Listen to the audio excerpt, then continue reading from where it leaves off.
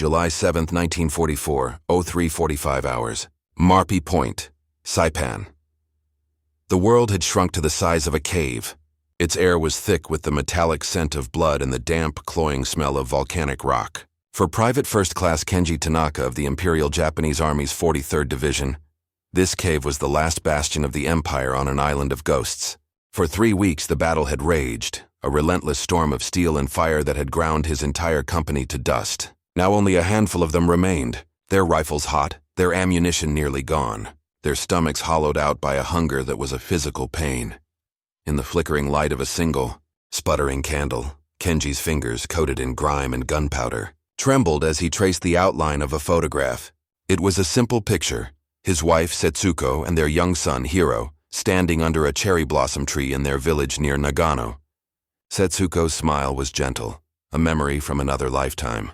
Hiro, clutching a small wooden toy, stared at the camera with his father's serious eyes. Kenji had promised them he would return, a hero, his duty to the Emperor fulfilled. He had promised. Outside, the darkness was not silent. It was filled with the guttural roar of American M4 Sherman tanks patrolling the perimeter, and the haunting, sporadic chatter of machine gun fire. They were surrounded.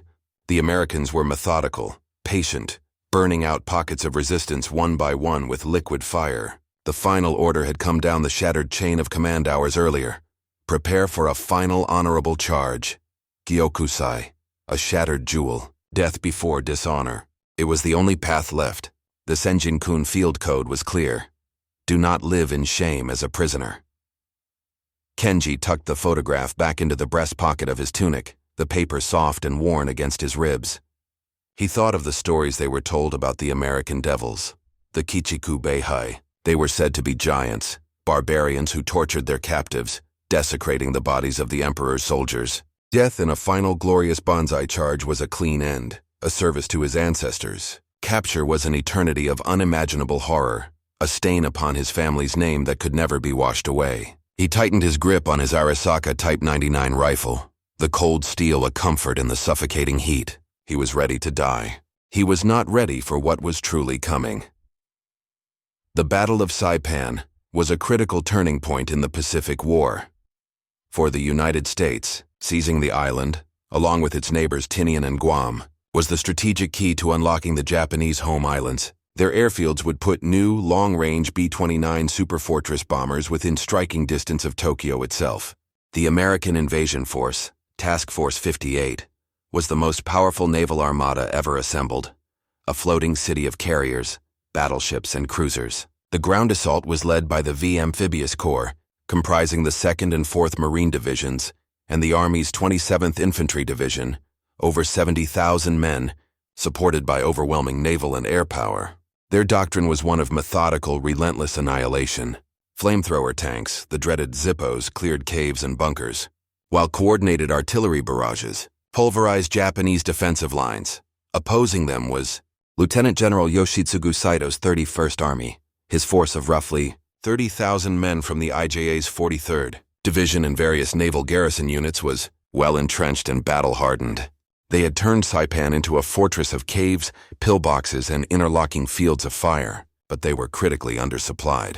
The American submarine blockade had strangled their logistics lines. Ammunition was scarce, medical supplies were non-existent, and food had been reduced to a few handfuls of maggot-infested rice per day. The Japanese strategy was rooted in the principle of inflicting maximum casualties to break American morale, a defense in depth designed to bleed the invaders white. But against the industrial might of the American war machine, it was a failing strategy. Saito's forces were isolated, with no hope of reinforcement or resupply. His ultimate tactical manual was the Bushido Code, twisted into a modern military doctrine of death over surrender. The plan wasn't to win. It was to die fighting, taking as many of the enemy as possible with them. For the Americans, the goal was conquest. For the Japanese, the final objective was a good death. It was in the chasm between these two opposing philosophies that the fate of men like Kenji Tanaka would be forged. Inside the mind of the common Japanese soldier was a universe of obligation. From birth, Kenji had been taught that the greatest honor was to serve the emperor, a divine figure to whom his life belonged. This was reinforced by the brutal training regimen of the Imperial Army, where individuality was beaten out and replaced with unquestioning obedience. The highest virtue was Yamato Damashi, the Japanese spirit, a belief in their spiritual and martial superiority that would allow them to triumph over any materially stronger foe. The cornerstone of this indoctrination was the Senjin-kun, Instructions for the Battlefield, issued in 1941. Its most potent line was a direct prohibition against being captured. This wasn't merely a suggestion. It was a sacred command. To be taken prisoner was to betray the emperor, to dishonor one's family, and to erase one's own existence. Soldiers were shown propaganda films depicting the staged brutality of Allied forces and told harrowing tales of torture and medical experimentation. This fear, combined with the shame of surrender, created a powerful psychological barrier. As the days on Saipan turned into weeks, Kenji's reality became a primal struggle for survival. He watched his comrades fall not just to American bullets but to starvation, dysentery, and despair. The Yamato Damashi felt like a distant memory in the face of such overwhelming industrial slaughter. The constant shelling frayed the nerves, leaving men in a state of perpetual exhaustion and terror. His thoughts were a feverish loop. The faces of his family, the words of the Senjin-kun, the gnawing in his stomach.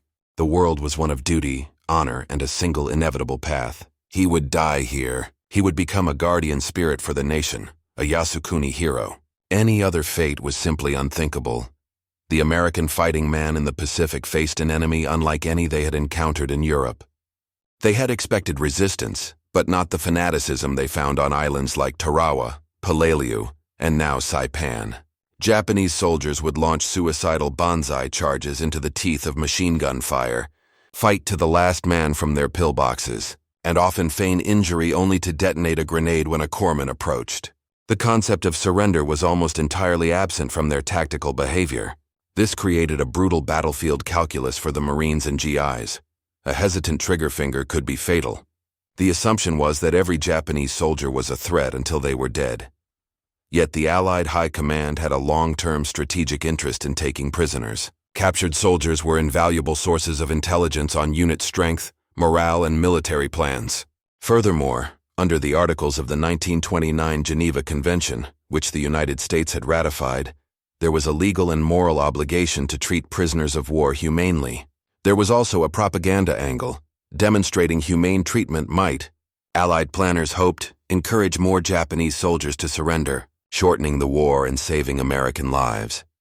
To handle the small but growing number of POWs, a network of camps was established in the continental United States, far from the front lines. Places like Camp McCoy in Wisconsin, Camp Clarinda in Iowa, and Fort Hunt in Virginia were prepared. These were not intended to be punishment centers, but facilities designed for secure containment in accordance with international law. The planners expected to house men who were broken, defeated, and hostile. They prepared for the logistical challenge of clothing, feeding, and guarding them. What they hadn't fully prepared for was the profound psychological shock their system of orderly, regulated humanity would inflict upon men who expected nothing but a torturous death. The final banzai charge on Saipan was an act of collective suicide, a tidal wave of human desperation. Over 3,000 Japanese soldiers, many armed only with bayonets lashed to poles, stormed the American lines in the pre-dawn darkness. Kenji was among them, his throat raw from screaming "Tenoheika Banzai!" Long live the Emperor! The charge was a chaotic, bloody spectacle. American machine guns and artillery opened up, carving horrific lanes through the charging ranks. Men fell in heaps, their cries swallowed by the deafening roar of battle. Kenji was not killed by a bullet. In the confusion, a mortar shell landed nearby. The concussion threw him through the air, his head slamming against a rock. He awoke to a world of silence and pain. The charge had failed. The ground was littered with the dead and dying. His leg was broken, a shard of bone protruding from the skin. He lay there for hours, drifting in and out of consciousness, waiting for the end. It came not as a bayonet thrust, but as a shadow. A towering American Marine from the 2nd Division stood over him. Kenji instinctively reached for his bayonet, the last act of a soldier. The Marine simply kicked it away. He looked down, his face unreadable behind a layer of dirt and sweat. Kenji closed his eyes, bracing for the final shot. Instead, he heard the slosh of a canteen. A moment later, cool, clean water, the first he'd had in days, was being poured over his parched lips. The journey was a blur of disjointed images. A stretcher, a field hospital where a medic cut away his trousers and set his leg in a crude splint, the overwhelming smell of antiseptic. Then, the vast, terrifying expanse of the Pacific Ocean, aboard a transport ship with hundreds of other captured men. They were herded like cattle, their shame and fear a palpable silence in the ship's hold. Kenji was no longer a soldier of the Emperor. He was a piece of cargo, being shipped to the land of the devils. He clutched the photograph in his pocket, the last piece of his old identity, and prepared for hell after weeks at sea. Kenji and the other prisoners arrived not in a torture chamber, but at the port of San Francisco. From there, they were put on a train with blacked-out windows and sent deep into the American heartland. Their destination, Camp McCoy, Wisconsin. As they marched through the gates, the familiar sight of guard towers and barbed wire confirmed their fears. This was it, the end. The first surprise was the processing. They were stripped of their filthy, blood-soaked uniforms and ordered into showers. Hot, soapy water washed away the grime of the battlefield. They were sprayed with delousing powder, a small indignity that was strangely, profoundly cleansing. Then they were issued new clothes, simple khaki work uniforms, clean socks, and sturdy boots. The next shock was the barracks.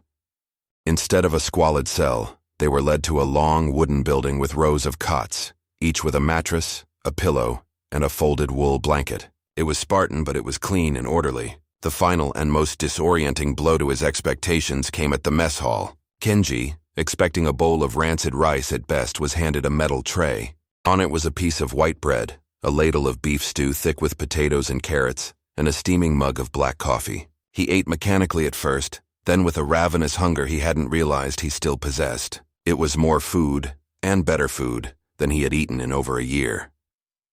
In the days that followed, the surreal nature of his new reality only intensified. The camp routine was monotonous but predictable. There were morning roll calls, work details for those who were fit, and long periods of structured boredom. But there were also things that defied all logic. A library was established with Japanese language books. Red Cross packages arrived with soap and cigarettes. And then came the food: fresh milk, oranges, apples. To men who had been slowly starving to death, these were luxuries beyond imagination. The ultimate symbol of this bizarre new world appeared one summer afternoon. A camp administrator entered the mess hall with a large, frozen container. It was ice cream, vanilla, a sweet, cold, creamy substance that Kenji hadn't tasted since he was a small boy. As he ate the strange delicacy from a small paper cup, his entire worldview began to fracture. This wasn't hell, it was something far more confusing. The humane treatment at Camp McCoy was a weapon more potent than any bayonet. It didn't attack the body. It attacked the soul. Kenji's mind, steeped in the certainties of the Senjinkan and the divine mission of Japan, could not process the cognitive dissonance. He and the other prisoners were trapped between two realities. The first was the one they had been taught. Their enemy was a soulless barbarian, and they were now dishonored ghosts who had failed their emperor. The second was the one they were living. Their barbarian captors were providing them with medical care, adequate food, and clean shelter. Suspicion was the initial reaction. The good food was surely to fatten them up for medical experiments. The clean barracks were a prelude to some unknown horror. But as weeks turned into months, and the humane treatment continued without variation, suspicion gave way to a profound confusion. If the Americans were not the devils they were said to be, had their leaders lied? And if they had lied about that, what else had they lied about? This psychological schism split the prisoner population. Hardliners, often the officers and senior NCOs, clung desperately to their military ideology. They organized secret meetings, enforced military discipline, and ostracized anyone who showed signs of cooperation. They viewed the good treatment as an American trick to weaken their spirit. Others, like Kenji, began to quietly question everything. The simple act of an American guard sharing a cigarette, or a camp doctor treating a wound with gentle efficiency, chipped away at the foundation of his indoctrination. The ice cream wasn't just food. It was a symbol of an enemy that was not a monster, but a powerful, wealthy, and inexplicably merciful nation. For Kenji, the shame of capture slowly began to be replaced by a bewildering sense of gratitude, a feeling so treasonous he could barely admit it to himself. He was alive, he was healthy, and he was being treated like a human being. The honor he thought he had lost on the battlefield was being unexpectedly returned to him behind barbed wire. The American policy of humane treatment for Japanese POWs was not universally applied, but where it was, its effects were lasting. During the war, it failed as a tool to encourage mass surrender. The psychological grip of the Bushido Code was too strong for most frontline soldiers.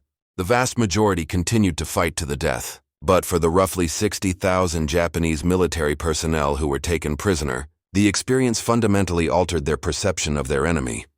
When the war ended in August 1945, the prisoners at camps like McCoy were stunned.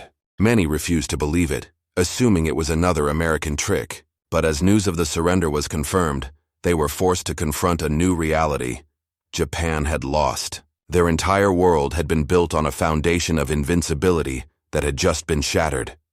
Upon their repatriation to a devastated, occupied Japan, these former prisoners became an anomaly, while the rest of the population was grappling with the shock of defeat and the sudden transformation of the divine emperor into a mere mortal. Men like Kenji Tanaka had already undergone this psychological transformation. They had seen firsthand that Americans were not the monsters of propaganda. They carried with them the memory of clean barracks, life-saving medical care, and the strange, sweet taste of ice cream. These men became a small but important bridge in the post-war reconciliation. Many became advocates for democracy and cooperation with the United States. Their stories, though often told in whispers due to the lingering stigma of being a POW, helped demystify the American other for their families and communities. The strategic decision to adhere to the Geneva Convention, born of a mixture of law, morality, and propaganda, paid an unexpected dividend. It did not change the outcome of the war, but it planted thousands of seeds of understanding that would blossom during the post-war occupation and help forge one of the most unlikely and successful alliances of the 20th century.